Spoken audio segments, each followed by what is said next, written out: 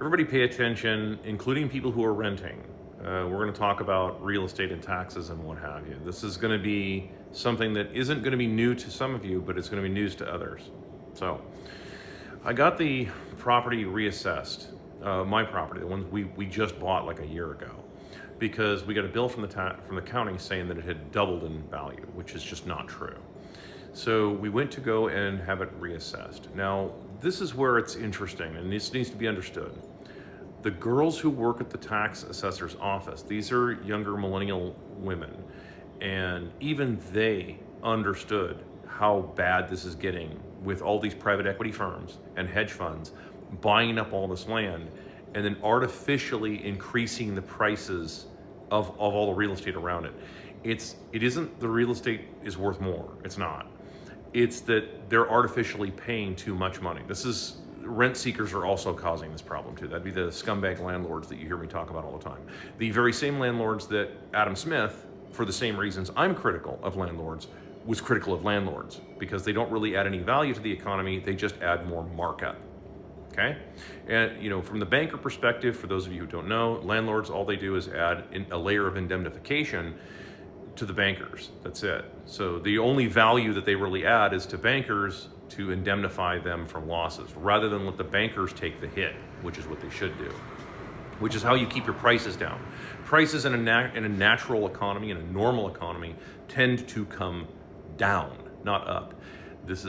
Bankers don't like that. So if you followed my work for any length of time, you know that we talk about this quite a bit. Bankers do not want prices coming down because they're lending into all this madness. So that means that if prices start coming down, then all those assets on their balance sheets become worthless. Make sense? So where I'm going with this is that even the people that work in the system understand this is totally unsustainable. Even the people that are working there understand that, because for example, in this situation, the young lady, her and her husband are looking for a house too. And they have the same problem. They're like, dude, where are you getting all this money to pay for all these properties? Where are you getting this money where are people getting this money to pay these $5,000 a month mortgages? Because that's way above the average in terms of income. That's way above the average. So yeah, it's becoming a huge problem. So much so that it's starting to, this has been what I've been pointing out for some time now. Many of these properties are being sold to each other. They're being sold, one bank, is selling, one LLC is selling it to another LLC, and see, oh, look, the property values are going up. No, they're not really going up. You're just creating more, you're just creating more illusion of prices going up, even though the prices actually aren't going up. This is how you get this phenomena of younger people. I've seen this several times.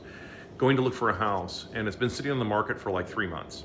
No action, no activity. Then they put in an offer, and then just as if by magic, just bam, there's another offer that pops up from a hedge fund, some mysterious cash buyer who's offering $50,000 over list. Yeah, that's fake. That's a lie. That's just because they don't want to have that house sell for that price, because then it goes down as far as the comps, which drags everything else down. Well, now that's actually a good thing. This is why the orange shitfuck, for example, that would be Trump for those of you who don't know who I'm talking about, doesn't want real estate prices to go down, because then all these counties have to go back out and reassess all of this, because people go and show up like I did, they show up in the county office and they go, dude, this property isn't worth this. Where are you getting this number?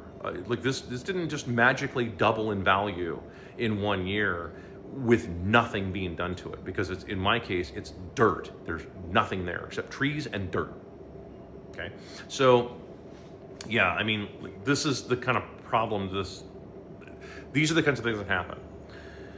When the people, let me go back to this now, when the people who work in the system can no longer afford to live in the system that they are creating, so this is, we're talking about your county workers, your pigs and military twats, etc., they start becoming corrupt, massively corrupt. We just saw this recently. I mean, actually, this is happening everywhere now. Now it's like, hey, float me an extra $300 and I'll let this bureaucratic nonsense go through without any ID or something like this. How do you get all these illegals and on and on and on. So where all this stuff comes from. This exact same thing happened in the Soviet Union. That's why everybody in the Soviet Union was corrupt. It's because you couldn't survive unless you were corrupt. It was just not really possible.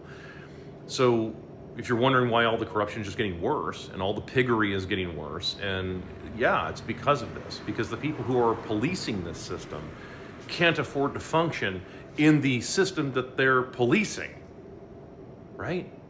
Okay. So well, what's the solution? You let this shit collapse, or you do what I'm doing right now, which is trying to explain to people why this needs to collapse and give several different ideas of how to collapse it. And I've been pretty clear about that. The first of which would be to increase the minimum wage, which would collapse the US dollar, which gets rid of all these fucking people once and for all. Then they can go be hunted. And make no mistake, this isn't going to be like World War II, you know, where you can just go hide in the mountains of Chile. You will be found. It's in the days of the internet, like, yeah, you're going to be found. You know, all you people who've been enforcing this stupid shit, all you people who've been doing all this, you either, you know, become an upright citizen, you know, and you get your shit straight and stop enforcing all this nonsense. I'm talking to you pigs and military people. You better get your shit together, because eventually this is going to collapse. People are getting progressively more pissed, and they have every right to be pissed about this.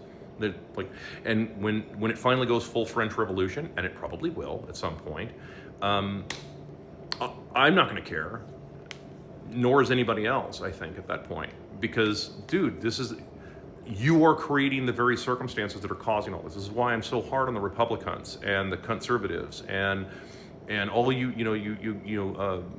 guys that are sucking pig cock all day long.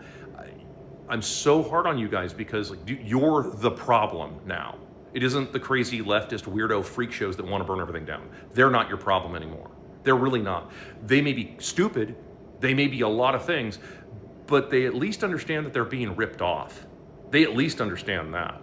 Okay, so I don't agree with them ideologically speaking, but they're not wrong in the solution. Like, yeah, this is bullshit. This can't fucking continue. So some of you are gonna have to get past this shit. And this is another thing too, you know, with the people running around saying like they're wanting to have their house values go up. Like, dude, your taxes are going up commensurate with that.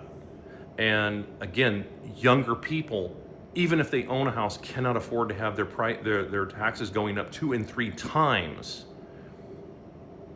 right? Because they don't make all that kind of money, which again, that's just gonna fuel even more corruption and problems. I hope all that shit makes sense.